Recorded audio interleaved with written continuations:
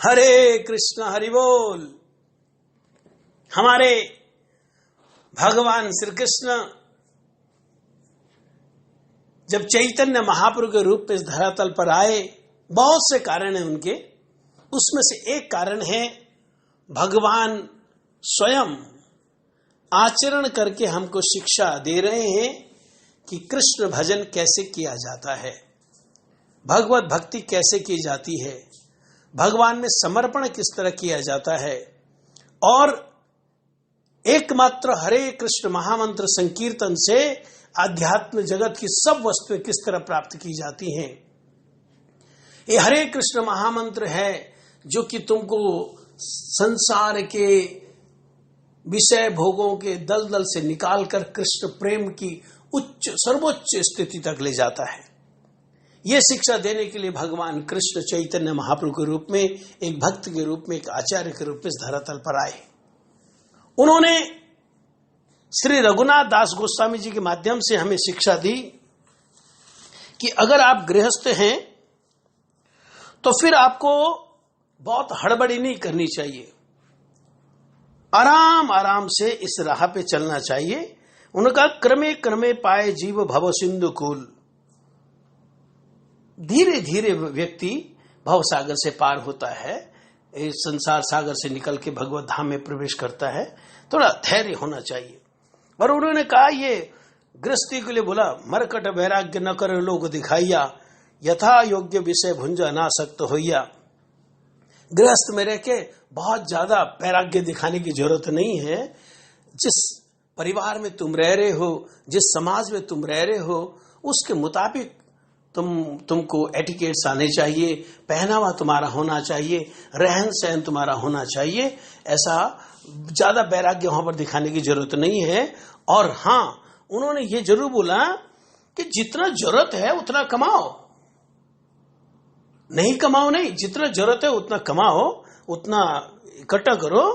हां, एक जरूर काम करो, अंतरे निष्ठा करो बाज्य लोक व्यवहार, अचिराद कृष्ण तो माय करीबे न उद्धार।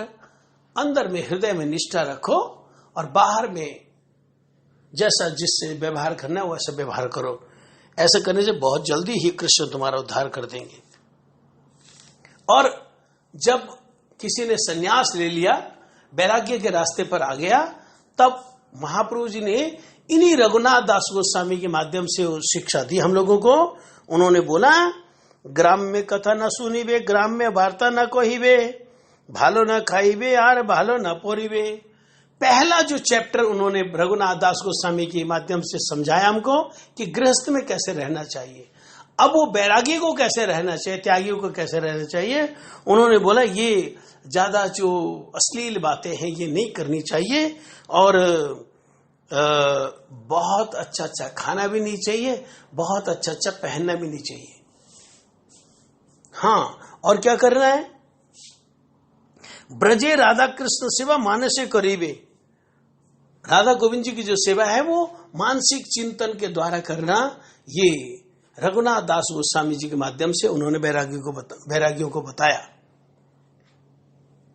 ये जो हमारे चैतन्य गौड़िया मठ में ये जो मंदिर में ब्रह्मचारी या सन्यासी सेवा करते दिखाई देते हैं, ये तो एक ट्रेनिंग सेंटर है, ताकि जितने भी गृहस्थ भक्त लोग हैं वो यहाँ पर देख सके कि आरती कैसे करनी है, पूजा कैसे करनी है, भगवान को स्नान कैसे कराना है, ड्रेसिंग सेंस कैसी होनी चाहिए भगवान के लिए, और भगवान को शयन कैसे देना है। ये सारा कुछ समझाने के लिए ट्रेनिंग सेंटर है। अन्यथा जो ब्रह्मचारी सन्यासी, उनके लिए ये अर्चन वगैरह नहीं है। तो खैर, उनके लिए उन्होंने बोला है, अगर कर सको तो ब्रजे राधा कृष्ण सेवा मानसे करीबे, मानसिक चिंतन के द्वारा। तो 2 दिन से हमारा ये प्रसंग चल रहा है कि मानसिक चिंतन में ना कोई खर्चा है और ना कोई बहुत ज्यादा परिश्रम है, और बड़ा फ्रूटफुल है। भगवान एक्सेप्ट करते हैं उस सेवा को, क्योंकि भगवान को कोई अभाव नहीं है ना। अब देखो ना, रघुनाथ दास गोस्वामी जब वृद्ध हो गए तो वो रोज सुबह उठकर जोर जोर से हरिनाम करते रहते हैं, बहुत सारी स्तुतियां बोलते हैं, बहुत सारे प्रणाम मंत्र बोलते हैं। तो भक्त लोगों को बड़ा सुंदर, बड़ा अच्छा लगता है उनकी आवाज में वो स्तोत्र सुनना, महामंत्र सुनना, कीर्तन सुनना। एक दिन क्या हुआ कि सूर्य उदित हो गया, काफी देर हो गई, और रघुनाथ दास गोस्वामी जी की कोई आवाज ही नहीं आ रही है। सबके मन में डर कि बूढ़ा शरीर है, कहीं कुछ हो तो नहीं गया। तो साहस करके उनका दरवाजा खटखटाया। जैसे दरवाजा खड़ा, उन्हें अंदर से आवाज आई, हरे कृष्ण कृष्ण कृष्ण हरे हरे, हरे राम राम राम हरे हरे। पहली शिक्षा तो यही है कि हम भी जब सुबह उठे तो हमारे मुख से महामंत्र निकलना चाहिए। खैर, तो फिर दरवाजा उन्होंने खोला, भक्तों को दर्शन किया, सभी ने प्रणाम इत्यादि किया। तो उनको पूछा, बाबूजी महाराज आपकी तबीयत ठीक है? बस हाँ, बस तबीयत ठीक नहीं थी, इसलिए मैं आज उठ नहीं पाया हूं। तो रूप गोस्वामी, सनातन गोस्वामी को पता लगा, तो उन्होंने साथ साथ वो जो एक्सपर्ट कविराज थे, वैद्य थे, आयुर्वेदिक डॉक्टर्स थे, उनको बुलाया। तो आयुर्वेदिक डॉक्टर्स वहां पर आए। तो जो एक्सपर्ट डॉक्टर था, उन्होंने उनकी बाजू को पकड़ा, उनकी नब्ज को देखा और बोला इन्होंने कोई गुरुपाक वस्तु ग्रहण की है, खाई है। गुरुपाक माने जैसे पूरी है, पकोड़े हैं, कोई वो पुष्पान्न है, खीर है, ऐसे गुरुपाक वस्तु जो जल्दी हजम नहीं हो पाती है, कहते वो खा लिया इन्होंने, इसको जैसे ऐसा होगा। तो सबने बोला नहीं, आपके डायग्नोस आपका गलत है, क्योंकि ये रघुनाथ दास में तो सिर्फ एक दोना पत्ते का जो कटोरी होती है, एक दोना मट्ठा पीते बस, और कुछ नहीं। उन्होंने दोबारा उनके नब्ज देखी, कहते भाई मेरी तो सोच यही कहती है, मेरा तो यही डायग्नोज है, कुछ ऐसा कहा। तो रघुनाथ दास बाबू जी मैंने पूछा, बाबू जी महाराज ये क्या करे? हाँ, कहते कल मेरे मन में आया कि मैं अपने ठाकुर जी को खीर का भोग लगाऊं। फिर मैं मानसिक रूप से दूध को मैंने काढ़ काढ़ के बढ़िया खीर बनाई, उसमें काफ़ी सारे ड्राई फ्रूट्स भी डाले, उसके बाद में ठाकुर जी को भोग लगाया।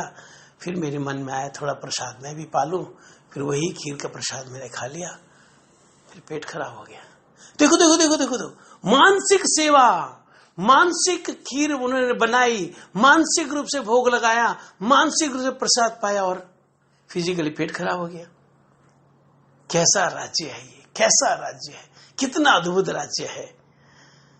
आइए आप भी इस राह में आगे बढ़ें, और ये जो स्थिति भक्तों की है, ये स्थितियां हमको भी मिलें। इस तरह भगवान हमसे भी मजाक करे, भगवान हमको भी एहसास कराए कि हम बेटा तो भजन करता रहे, मैं तेरे साथ खड़ा हूं। तब तक ये अनुभूति हो, धैर्य न छोड़े, धैर्य के साथ महामंत्र करते रहें, एकादशी व्रत करते रहें, गुरु जी के पदाश्रय लेकर जो जो इंस्ट्रक्शंस मिली आपको, जो जो नियम मिले उन नियमों का पालन करें। देखो, इस रास्ते पर चलकर बहुतों को मंजिल मिली है। आप भी अगर ठीक रास्ते, इसी रास्ते पर चलते रहेंगे ठीक तरह से, मंजिल आपको भी मिलेगी।